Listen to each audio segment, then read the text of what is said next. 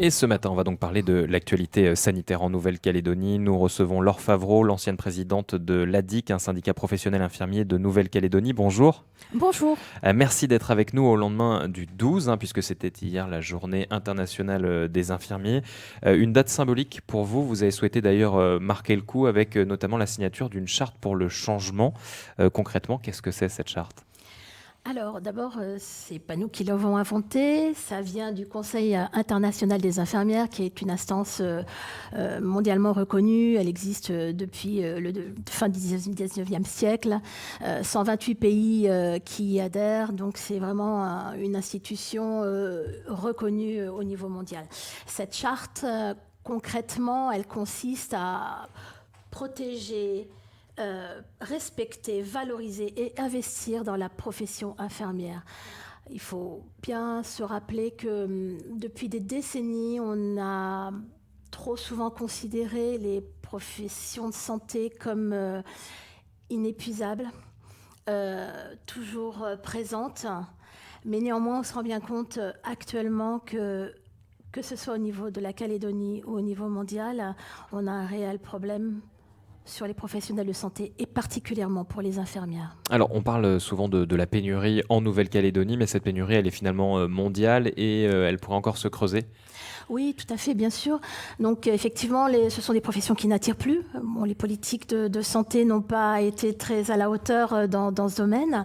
Et puis, sur le territoire, on doit bien imaginer que les professionnels de santé sont d'abord passés par la crise Covid, qui a déjà été difficile. Et ensuite, on a eu les émeutes, effectivement, de l'année dernière qui ont mis un deuxième coup aux professions de santé. Alors, sur le contexte local, vous avez souhaité d'ailleurs que votre travail pendant cette période des émeutes soit reconnu. Vous parlez de gestes héroïques. Oui, c'est vrai. Je vais vous dire, je pense que réellement, il faut avoir du cran pour être soignant et particulièrement pour être infirmier. C'est un travail exigeant qui demande une abnégation quotidienne. Donc oui, il était important pour la profession d'avoir une reconnaissance institutionnelle et je remercie pour cela la province Sud et particulièrement Madame Backès d'avoir initié cette démarche. Nous espérons que les institutions vont vite prendre le chemin. Alors justement, la province Sud a signé la charte et reconnu effectivement votre travail pendant ce temps-là. C'est la première institution à le faire. Vous le disiez, les autres devraient suivre. En tout cas, vous avez été reçu par le Congrès. Vous avez des signaux plutôt positifs pour que le Congrès puisse s'engager sur ce chemin. Oui, Madame Velma Falaeo, la présidente, a été très, très compréhensive, très à l'écoute des problématiques des soignants et particulièrement des infirmiers. Et nous a laissé entendre effectivement qu'elle allait porter notre demande au sein des groupes du Congrès. Cette charte, concrètement, elle engage à quoi les institutions et les pouvoirs publics ? C'est un certain nombre de mesures à prendre. C'est une philosophie en termes de traitement ? Oui, mais il y a 10 mesures très concrètes qui vont toucher la sécurité des soignants, qui est au cœur de nos préoccupations actuellement, mais également la valorisation des professions, de notre profession d'infirmière. Cette valorisation, elle passe par la formation, par la reconnaissance des compétences, par la mise en valeur des compétences acquises et de futures compétences. Il faut bien imaginer que avec les difficultés de recrutement de personnel qualifié, notamment médicaux, les infirmiers restent la clé de voûte du système de santé.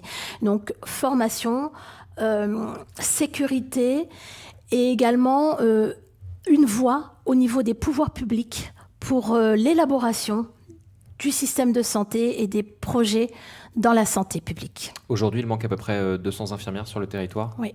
Tout à fait. C'est une grosse problématique parce que cette problématique, elle était préexistante avant les crises. Ça n'a fait que les accentuer. C'est difficile de retenir du personnel. Vous avez vu avec les dernières études que près de la moitié des personnels de santé souhaitent quitter le territoire. 12% dans les 12 prochains mois, c'est énorme. Donc, des politiques d'attractivité sont mises en place. Ça, c'est pour faire venir des gens de l'extérieur. La priorité, c'est aussi de garder les soignants qui étaient présents justement pendant ces périodes difficiles et qui ont, au détriment de leur vie personnelle, de moments très difficiles, de peur, de doute, de difficultés d'exercice, ont continué à maintenir le lien avec les malades.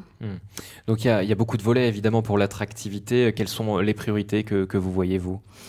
Je reviens sur des points essentiels. La base, ça c'est des choses qui coûtent pas cher, mais on peut pas donner de l'argent aux gens, c'est formidable. Et ça, c'est un point des demandes des soignants, d'être valorisés à leur juste valeur, reconnus à leur juste valeur.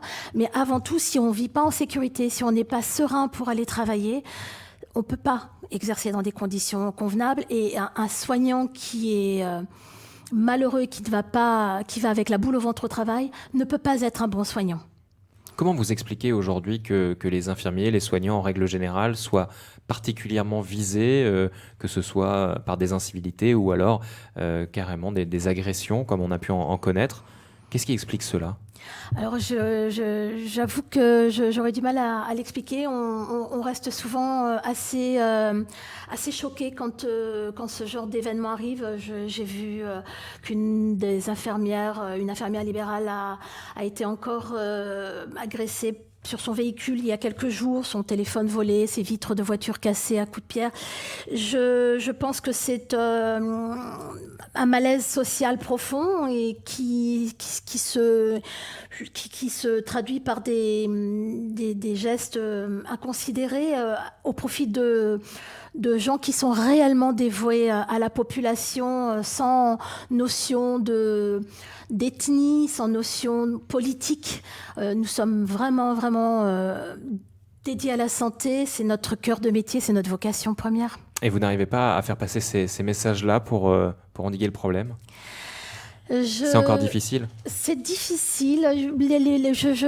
J'ai la conviction que beaucoup de gens nous soutiennent. On a beaucoup de retours positifs. Néanmoins, il y a quand même une frange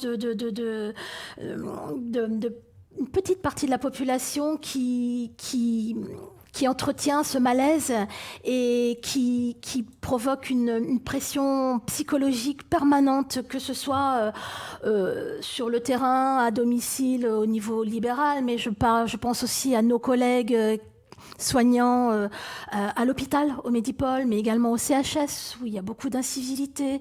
Et puis dans le Nord, les provinces, c'est pas une question de mode d'exercice, c'est pas une question de géographie. Il se passe quelque chose que je ne saurais expliquer et c'est bien dommage. Qu'est-ce qui pourrait vous mettre en sécurité ? Ce serait quoi, des systèmes d'alerte en cas d'agression ? Il y a beaucoup de choses qui ont été demandées, mais concrètement, qu'est-ce qui peut être fait ? Moi, je pense qu'il y a réellement une information à faire aux populations et une valorisation des professions médicales afin de mettre au cœur de la société ces professions qui sont inestimables et de faire comprendre aux patients, au public, que sans les soignants, l'avenir de la jeunesse et des vieux est vraiment compromis. Justement, concernant la situation sanitaire, est-ce que ce manque de 200 infirmières aujourd'hui pèse déjà sur la santé des Calédoniens ? Indéniablement. On a des retours de toutes les structures d'accueil. Déjà, il y a des fermetures de lits, il y a des difficultés d'accès aux soins dans certaines zones géographiques. Il y a des retards de prise en charge par défaut de soignants. Il manque des spécialités médicales, mais il n'y a pas suffisamment non plus de paramédicaux pour intervenir. Donc concrètement, effectivement, il y a un gros retard d'accès aux soins. On commence à voir émerger des pathologies et des aggravations de pathologies qu'on n'avait plus vues depuis plus de 10 ans. Donc la santé des Calédoniens est nettement en recul et on n'en est qu'au début. J'alerte réellement les pouvoirs publics, mais je pense qu'ils en ont conscience, mais qu'il est vraiment urgent de mettre des actions extrêmement fortes au profit de la santé afin d'endiguer cette dérive. Alors justement, on l'a vu, il y a eu le dispositif Sud Santé, on sait qu'il y a eu un certain nombre de réunions aussi de la part du gouvernement très rapidement après l'installation du 18e gouvernement. Est-ce qu'aujourd'hui, vous avez le sentiment d'être davantage entendu sur ces problématiques, puisque ça fait quand même très longtemps que vous tirez la sonnette d'alarme? C'est vrai, c'est vrai. Je voudrais rester sur une note positive aujourd'hui et penser que c'est la signature de cette charte qui va sans aucun doute être adoptée par le plus grand nombre et le début d'un renouveau dans notre profession.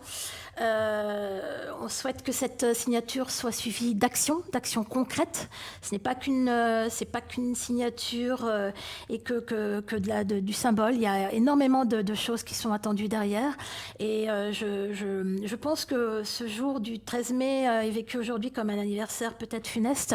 Nous, au niveau de l'Alliance des infirmières calédoniennes et de l'ensemble de nos collègues infirmiers, on voudrait voir l'aspect positif et le fait que c'est un nouveau départ pour la profession et avec beaucoup de projets à venir. Et cette date du 12 mai, vous allez la célébrer chaque année désormais? Vous allez marquer le coup tous les ans? Sans aucun doute.